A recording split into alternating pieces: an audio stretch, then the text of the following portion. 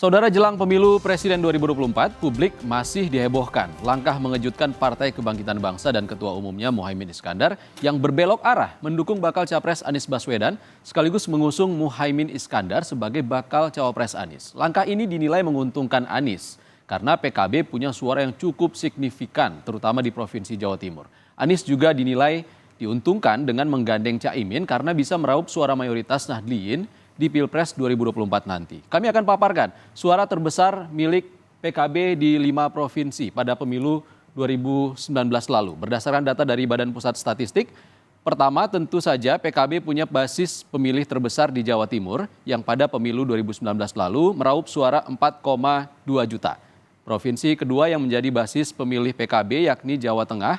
Di Jawa Tengah, PKB meraup suara sebanyak 2,7 juta. Selanjutnya disusul Jawa Barat dengan 1,9 juta suara, lalu Banten 447.805 suara, dan Lampung 433.087 suara.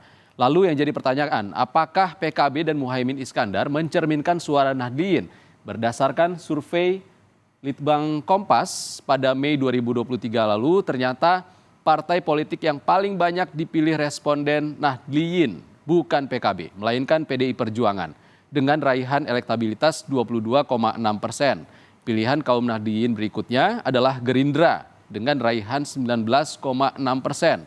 Disusul Partai Demokrat 7,4%. Baru PKB ada di urutan keempat pilihan kaum Nahdliyin dengan raihan elektabilitas 7,4%. Di urutan kelima ada Partai Golkar yang jadi pilihan Nahdliyin dengan raihan 7,1%. Lalu apa kabar dengan elektabilitas Caimin? Apakah berbanding lurus dengan raihan elektabilitas PKB? Kita lihat berdasarkan hasil survei Litbang Kompas yang paling baru periode 27 Juli hingga 7 Agustus 2024, elektabilitas Muhaimin Iskandar ada di angka 0,4%. Hasil ini bahkan jauh dibandingkan elektabilitas tokoh-tokoh lain yang digadang-gadang akan jadi bakal calon wakil presiden seperti Ridwan Kamil, Erick Thohir, Sandiaga Uno, bahkan Agus Harimurti Yudhoyono. Lalu, jika memang benar maksud Anies Baswedan menggandeng Caimin untuk mengoptimalkan suara di Jawa Timur, berapa jumlah pemilih di Jawa Timur? Berdasarkan data dari Daftar Pemilih Tetap Pemilu 2024 yang dirilis Komisi Pemilihan Umum beberapa waktu yang lalu, Provinsi Jawa Timur punya jumlah pemilih sebanyak 31.402.838 orang.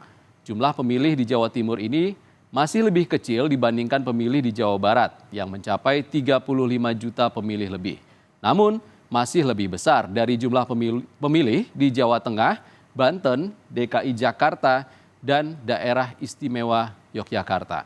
Saudara, peta politik jelang Pilpres memang dinamis, tapi jika mesin politik para bakal capres tidak optimal, bisa saja peluang suara akan terkikis. Anies Baswedan, Muhaimin Iskandar sudah dideklarasikan jadi bakal capres dan cawapres. Publik menanti kiprah keduanya meyakinkan pemilih, yakni rakyat yang paling punya peran menentukan di Pilpres mendatang.